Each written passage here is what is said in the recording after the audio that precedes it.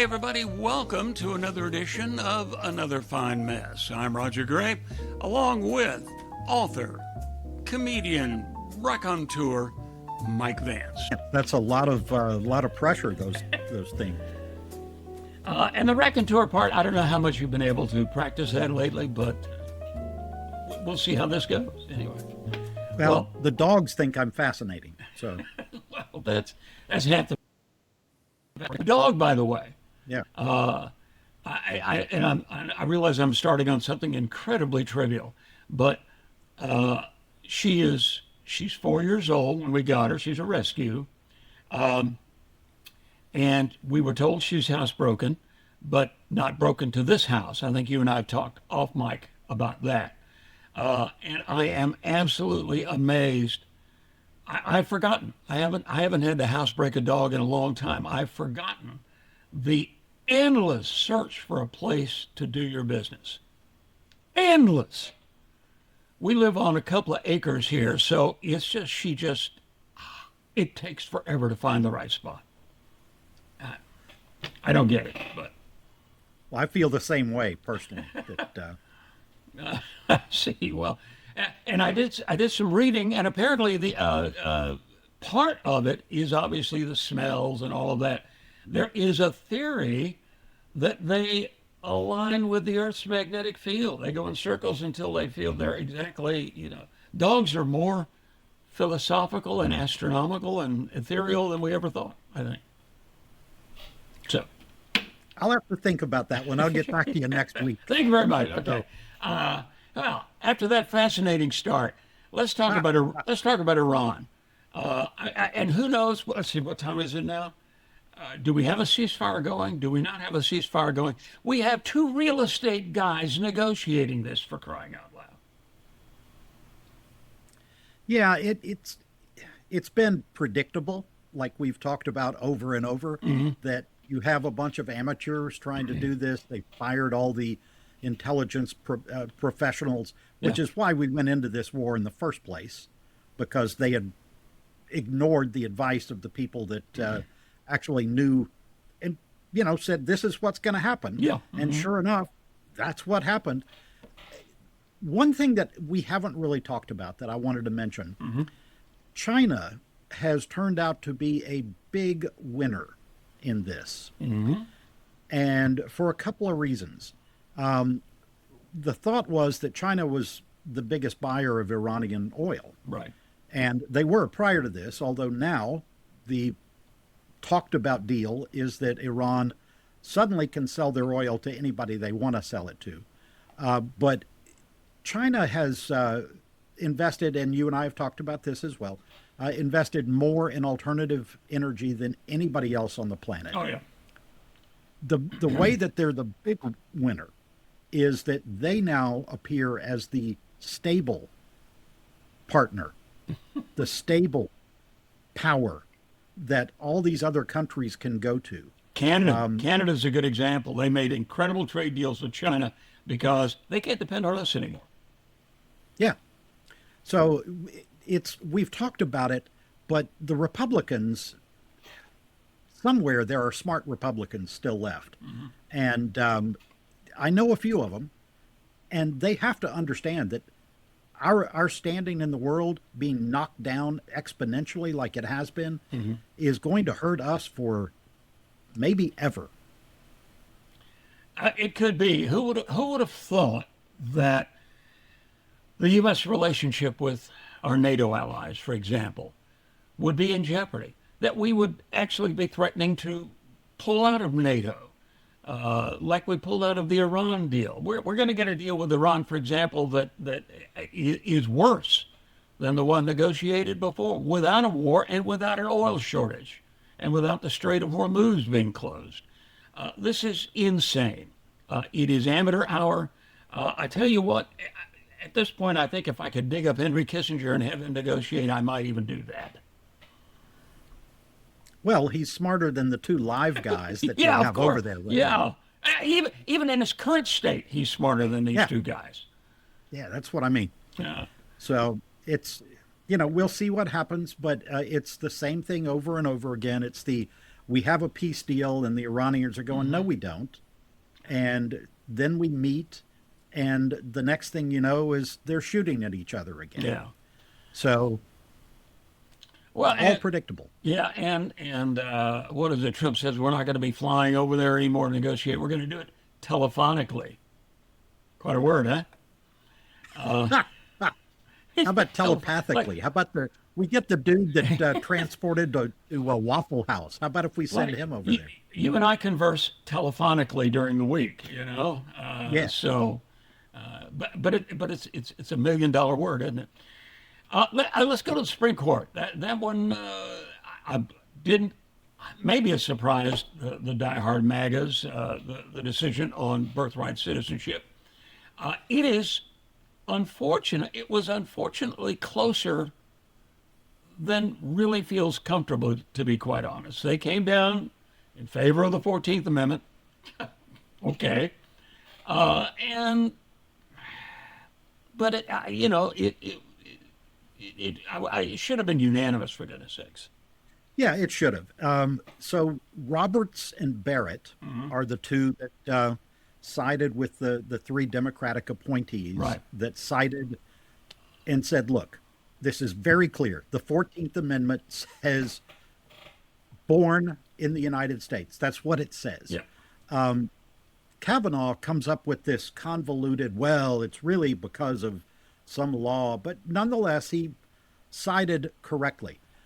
But it is convoluted, but he implied Congress could do something to fix this thing. Congress could put some limits on it. And that's the straw they're all holding on to right now. Yeah, and that's absurd. I mean, the Constitution is very clear. The 14th Amendment is very clear.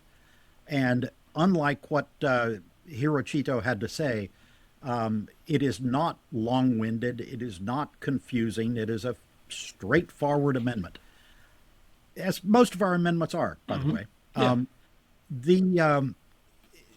The three guys that voted against it, Gorsuch, who was there illegally because, excuse me, because of McConnell's machinations in not bringing a vote up, but Alito and Thomas last.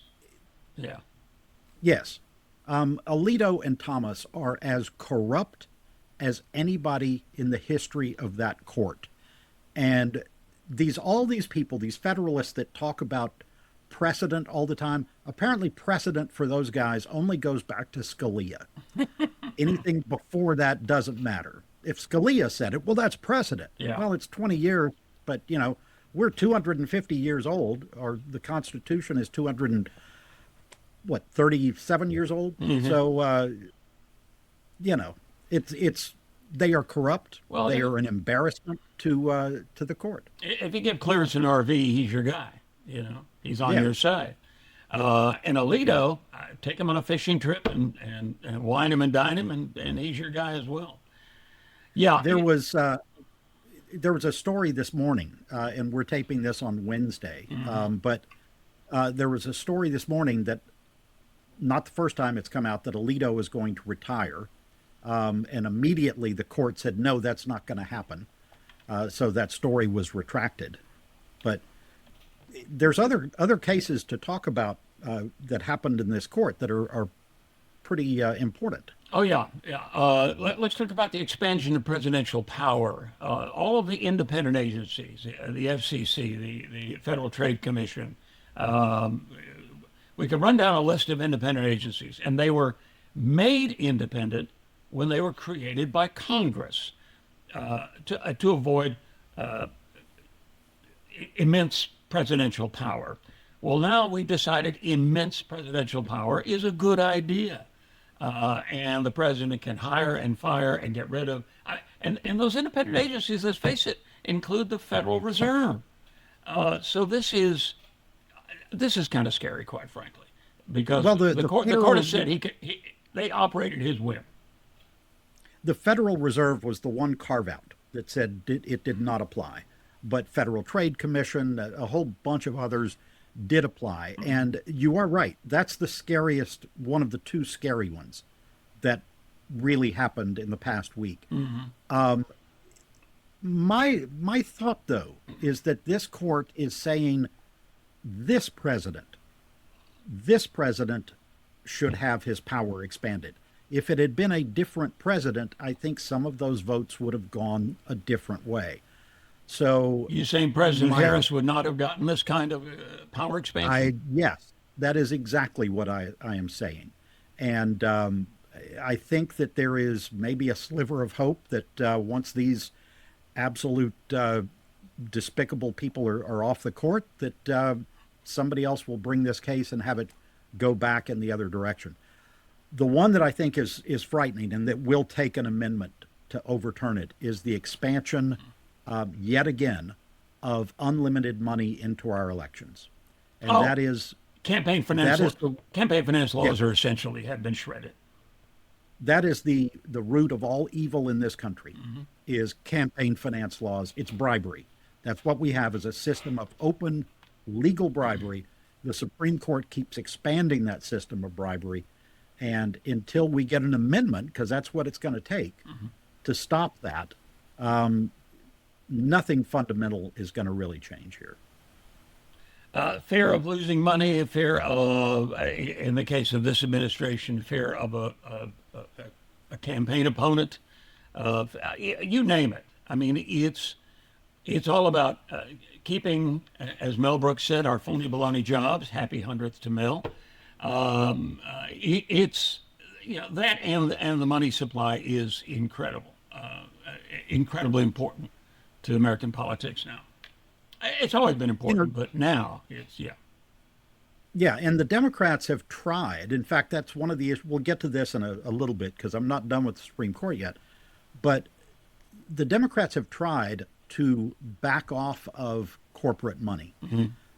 They have tried to, many of the candidates have sworn off taking PAC money, although some of them still kind of do, and then others very openly do.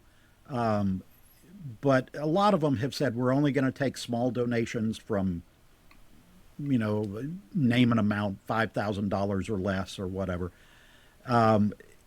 That's going to be impossible to do at this point, or almost impossible to do, Yeah, at least on a national level. and be competitive. Yes, in certain states, I think you can pull that off. But But national, let's be fair. Labor unions are still big donors to the Democratic Party.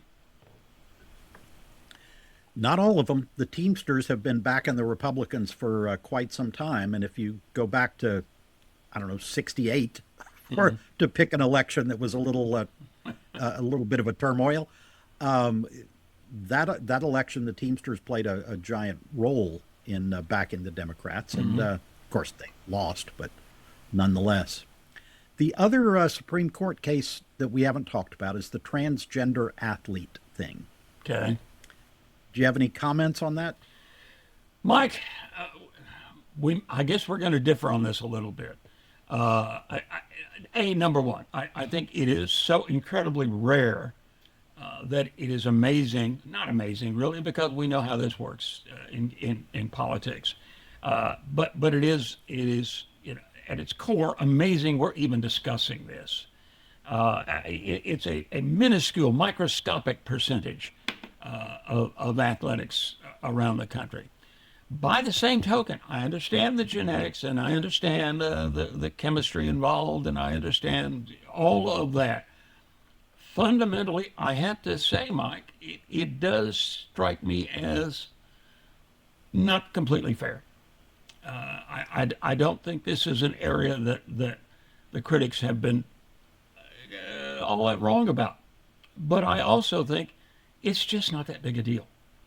Well, my hope is that this will shut the Democrats up in talking about it, because that is a losing point. It is a losing issue that various Democrats have brought up repeatedly, talking about transgender athletes, and it gets them pummeled.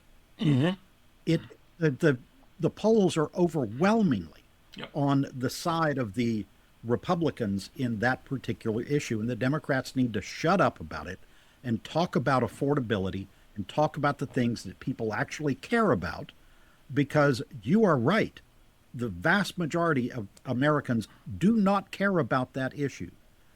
But you bring it up, and you got people on the right and in the center that are saying exactly what you said, that it's not fair. Well, again, that's misdirection. It's look over here. Talk about the things that are important.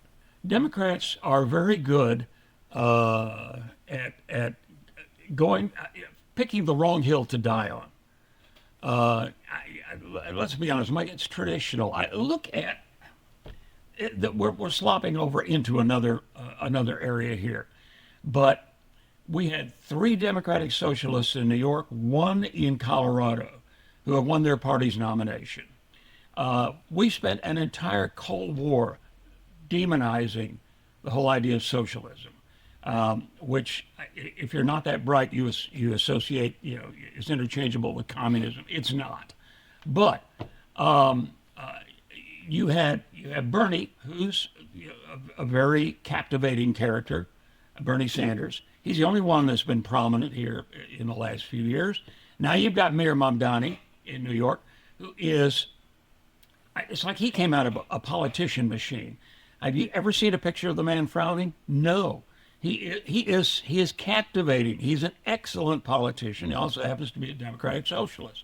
So he got away with it. Now we're getting rid of people like Dan Goldman in New York, long time, very level-headed congressman. Well, he's gone. He lost the nomination to a woman who doesn't believe in incarceration. She doesn't believe in integrated dating. What's the word I'm looking for? Interracial dating. That's what it is. She has expressed in post admiration for not only Marx, Lenin, Stalin, Ho Chi Minh, and what's his name in North Korea? I'm forgetting the family name. Kim? Huh? Kim. Kim. Thank Kim. you very much. I mean, okay, you get carried away, but Mike, this sounds like a conversation I might have had at the age of 19 in the 60s in the student center at U of H, for goodness sakes, over endless coffee. Not in the United States Congress. It is, the general public is going to reject this, just like, as you said, the whole transgender athletics issue.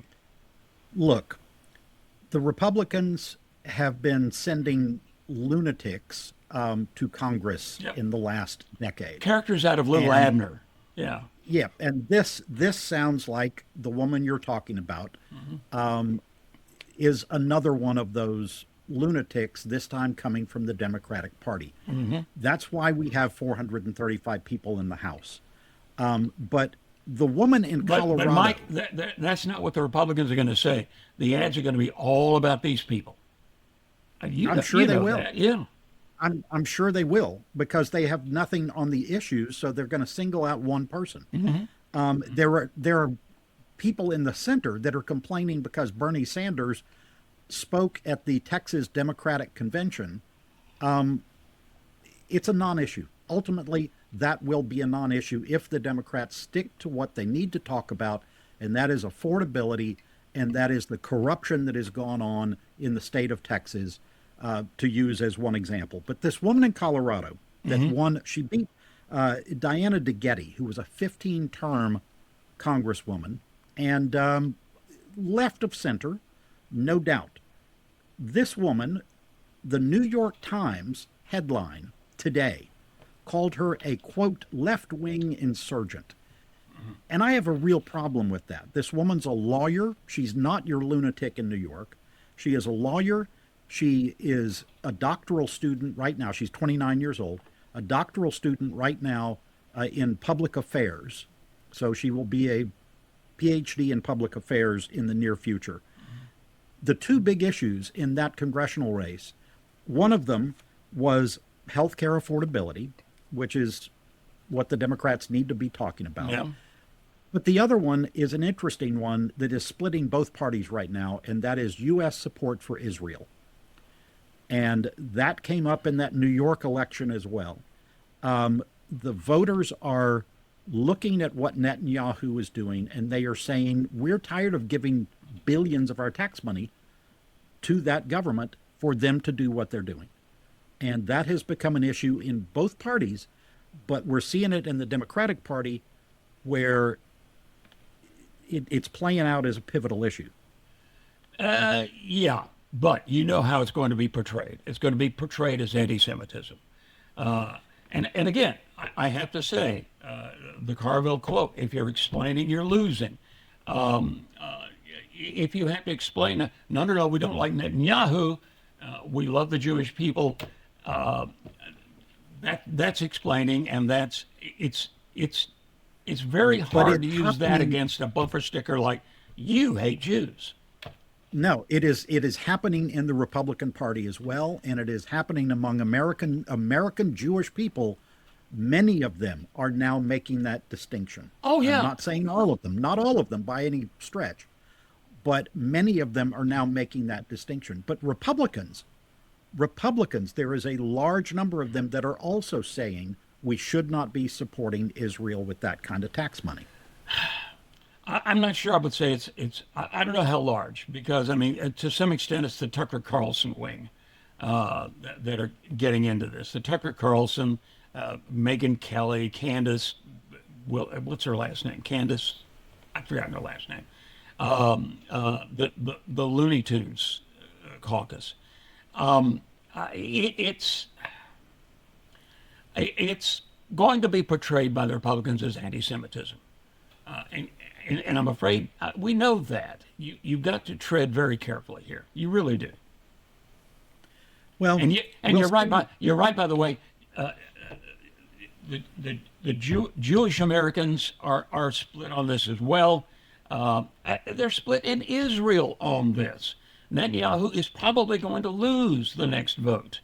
I just emailed a friend. I don't know. I haven't heard back from him yet to ask him, how are things going there? What are you feeling, etc. He's a guy I used to work with in TV. And I'll report next week. But it's, you know how it's going to be portrayed. I got to say, if Carville had the hair left, he'd be yanking it out in clumps. I hope the cardiac paddles at his home are handy, because this, as you say, keep it simple. Americans care about the cost of living, cost of education, cost of health care, job security. What's AI going to do to the business I work in, et cetera, et cetera? American manufacturing, farmers. Those are the things to campaign on. For both parties, by the way. Yeah, we talked about the lunacy about Sharia law that is going on in Texas and other places. But there was a very perfect statement, you want to hear simple, that if Sharia law coming to Texas is your biggest issue, then you should be backing Greg Abbott for governor. If affordability in healthcare and housing is your biggest issue, then you should be backing Gina Hinojosa. So that's really kind of a no-brainer. And if, again, the Democrats stick to their message. Abbott, by the way, who is no doubt one of the people positioning to run for president next time on the Republican side. Lord help us. Abbott took millions of dollars from AI data centers in order to have them locate here favorably with all these tax incentives.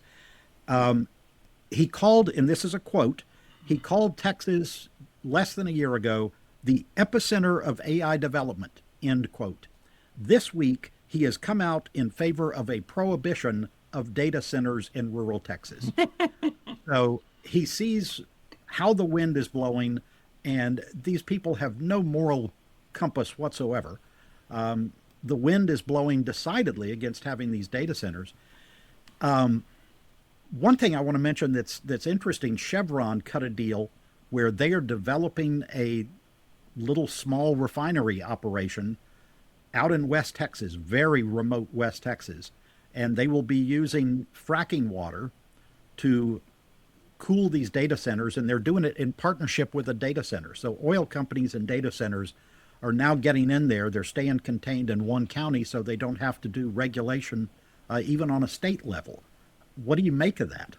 Well, are we surprised? Look, Texas, a couple of very basic things.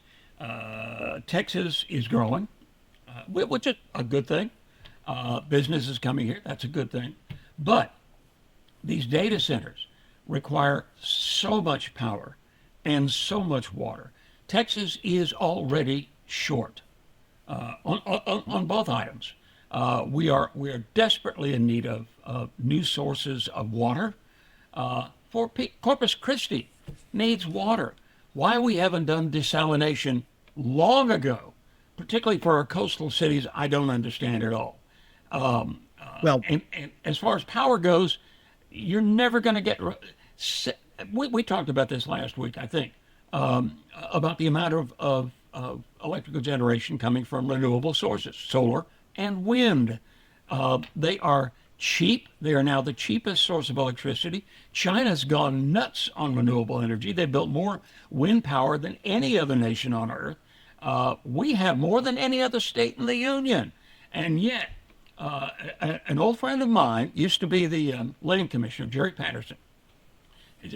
He is a staunch Republican, hates Trump, but he also, when he was in the land office, he was really promoting renewable energy, particularly wind.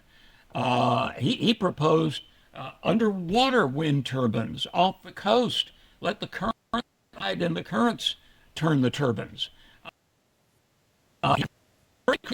West lives a Dan. Nobody lives in and wants to live. Have plenty of sun and plenty of wind.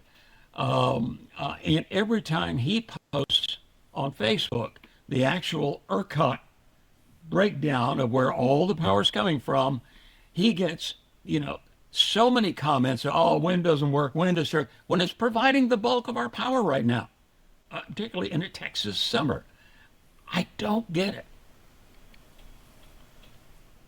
Well, they are being told, the Republican base is being told all of a sudden that renewable energy is bad. That was not the old message. That is this current anomaly, I hope, of an administration that is pushing this, because that has not always been the hardcore line. No. You mentioned desalination. A couple of reasons. Number one, it's more expensive than the way we're It getting is our water expensive, now. yes. And number two, it creates this high salinity sludge that is usually dumped back into the bay, and it kills fish. Having said that, there are projects that have been going around the world for decades using that, because that's what people need to use. It's one of the things going on in the Gulf, that not the Gulf of Mexico, but over there in Trump crypto land, where those are the people that are one of their desal plants got bombed by Iran or attacked, and I don't remember if it was in Kuwait or Oh, yeah. Saudi. At least one of them have been attacked, but they rely on that. And we're going to eventually get to it more in the United States, because half of the country, there's not a lot of choices left. Well, no, there aren't any sources left. Underground water in Texas is becoming rarer and rarer. The biggest aquifer, well, there's one here on the east side of Texas, and I cannot recall the name. Obviously, the Ogallala is supplying water for everything down to Lubbock on the western half of Texas, and it is being depleted. It is being depleted faster than it can be renewed. I don't blame the farmers and the ranchers. I mean, they have to make a living, but we're not thinking down the road. Every lake in Texas, except for one, is artificial. It's just we don't have a lot of water. We're arguing over the Rio Grande with Mexico. You name it.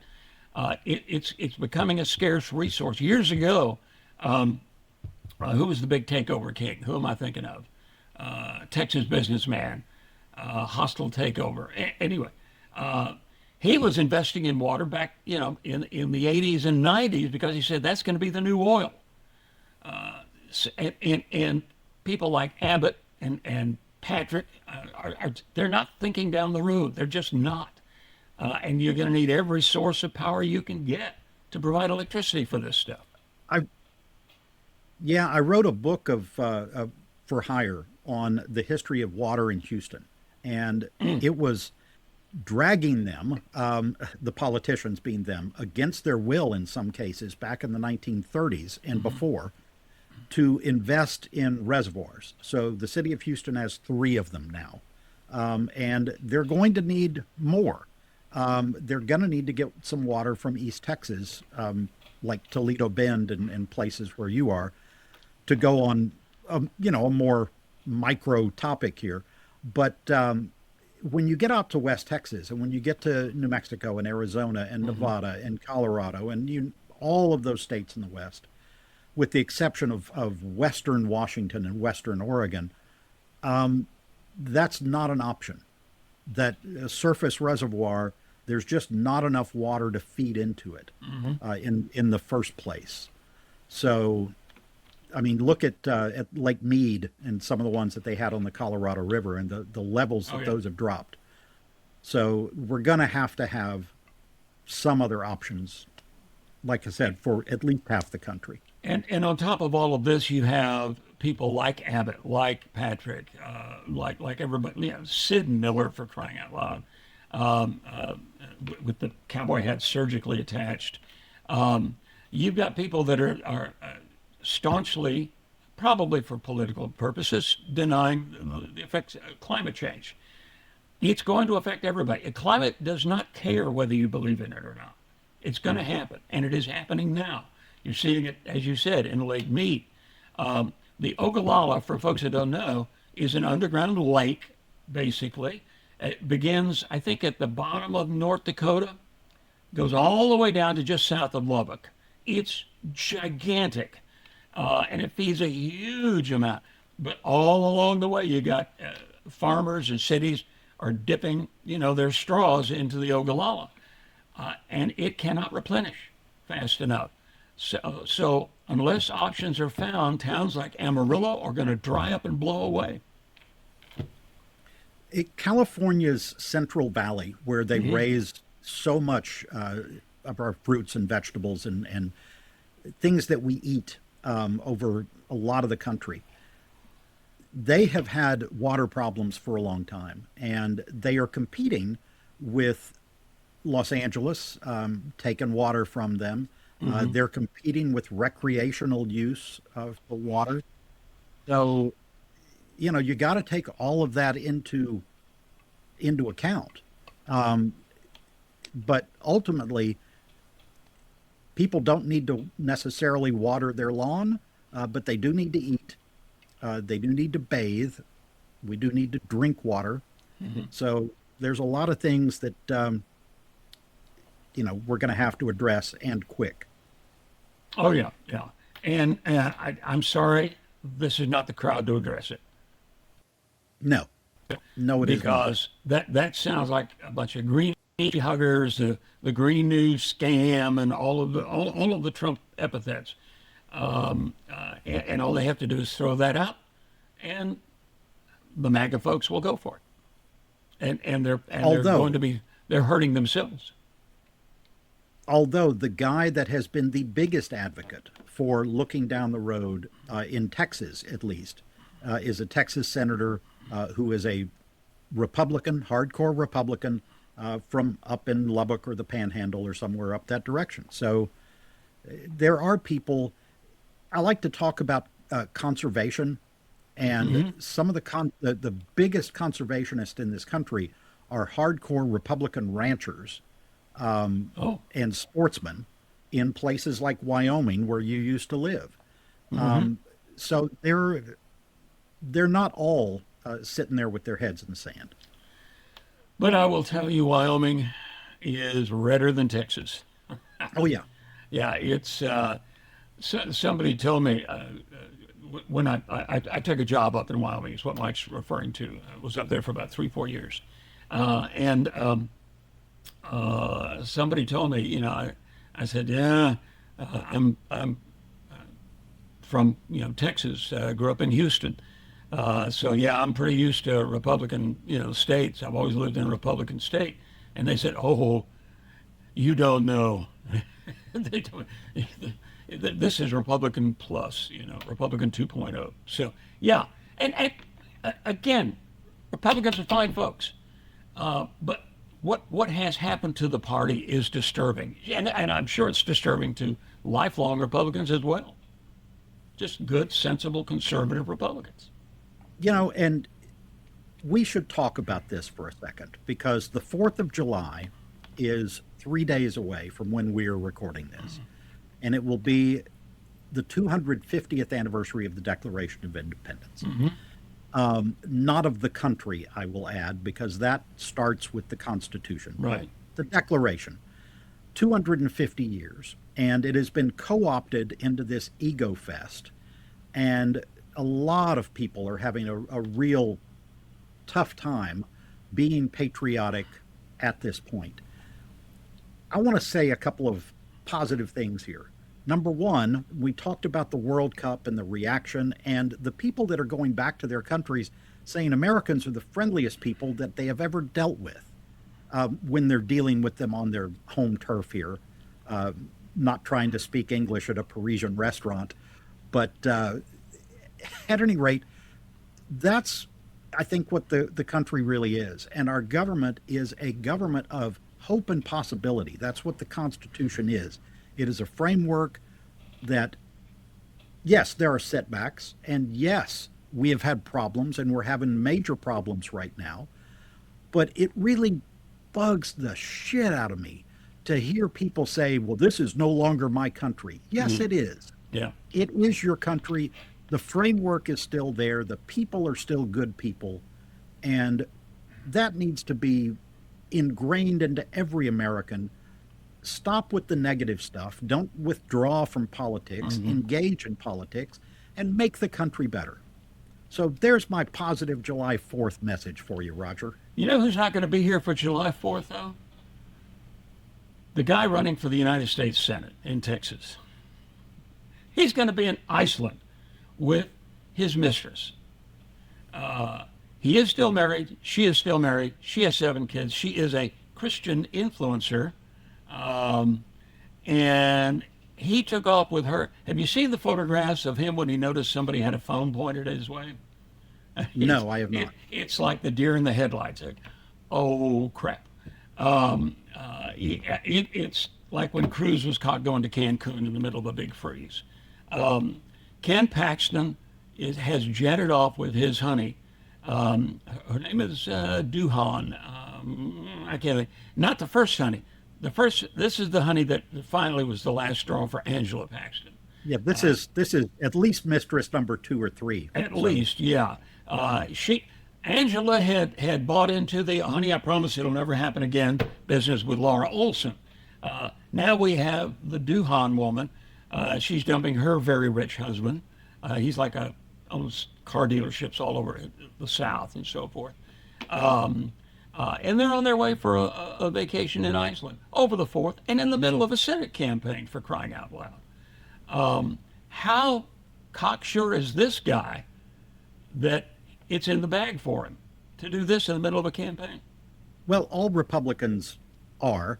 They think just like Democrats in Texas for many generations had nothing to worry about from the other party. Republicans think that they absolutely are bulletproof and cannot lose. But I want to just have you repeat. Christian influencer, have married Christian influencer having an affair very publicly with somebody else. The Attorney General of Texas, married, who is married. So Christian influencer. I'm guessing that's going to be past tense from this point on.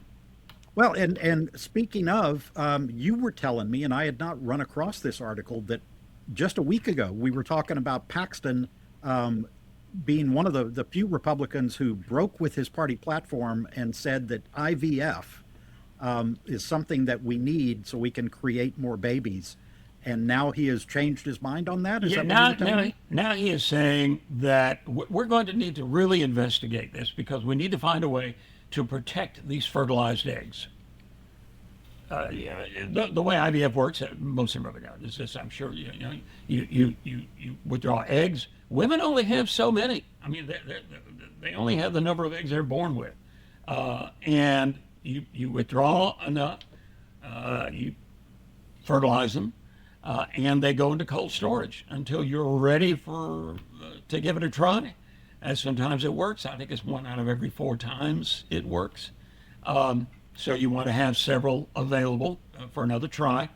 And once you accomplish that, once you get pregnant, generally the eggs are discarded in some way, shape, or form. The contention among pro-life folks is those are actually human beings, and now Paxton is on board with that. So he's reversed on that. And by the way, we should point out a couple of quick things that happened. A nun was arrested by ICE on her way to Mass on Sunday in McAllen. A nun, she's Nigerian born, but they arrested a nun for crying out loud on her way to church. In wearing And a habit. it took Wearing politicians her to, habit. oh, in full habit, yes. And she also works, by the way, at a hospital in McAllen. And it took the intervention of politicians, state politicians, saying, no, no, no, no, no, no, no, to get her out. She was held for 9 hours until the politicians leaned on enough people to get her out. That's where we are. Troy Nels says we should put a tarp over the Statue of Liberty for a while. Nobody gets to come in. I mean, that's where we are, Mike. Well, did you see Stephen Miller, his comment about birthright citizenship? He said Yeah. that Trump is now thinking about just banning pregnant women from coming to the United States. That's his answer. Yeah. These people are despicable. Let me be clear. The administration that is there in Washington right now is despicable, Well, Mike, we're going to have to immoral, and horrible. and we're going to have to wrap it up on that point. Can we get your weird historical fact today? Yes, you can. It's patriotic. It's talking about a couple of things. We never got to talk about the latest crypto stuff. We'll save that for next week. Trump has made $1.4 billion on crypto, No. crypto that he regulates. And half of it got sold to UAE, that they bought it That's right. just to help And him that's out. that's how he made the money. Yeah. Yep. So I wanted to talk about another president making money, and George Washington, who you may have heard of, although he waited because he said it is not right for a president to make money while he is in office. So he waited till he left office. Now, Washington only lived for 2 years after he left office, and he died in 1799. Had this place, Mount Vernon, up there, which is a fantastic place to go visit. It's really cool. And the last time I was up there was 20 years ago, and they had just opened his distillery. So Washington had a Scotsman who was his farm manager, his foreman there at Mount Vernon. And he goes, we need to start making distilled spirits because we have all this fruit and corn and we can do stuff with it. It's, going bad. Yeah. So he opened a distillery. And for the last 2 years of his life, they were making about 11,000 gallons of whiskey, which made George Washington the largest whiskey maker in the United States, which I find very fun.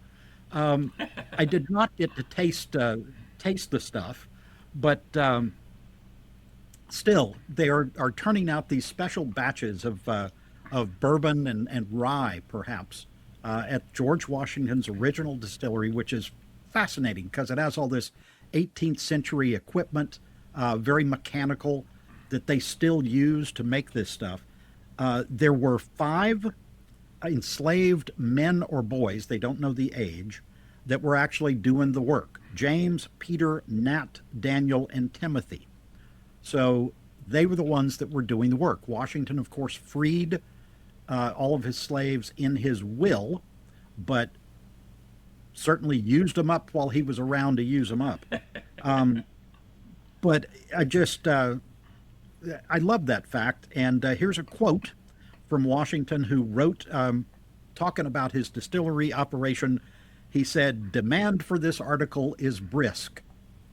So, well, and I remember your visit because I have stuck to my refrigerator a magnetic beer bottle opener with a picture of Mount Vernon on it that you yes. brought me. You brought me from that visit. Benjamin Franklin said, "God made beer because He loves us and wants us to be happy." Yes. You can't argue with the founding fathers. Michael, thank you, sir. Appreciate it. And check us out. Podcast will be everywhere, audio, video, everywhere you can get a podcast. Hit like and all of that stuff. Mike, thanks. All of it Appreciate indeed. Happy 4th of July. Happy Independence Day. Same to you, sir, and same to all of you. And thank you for joining us for another edition of Another Fine Mess.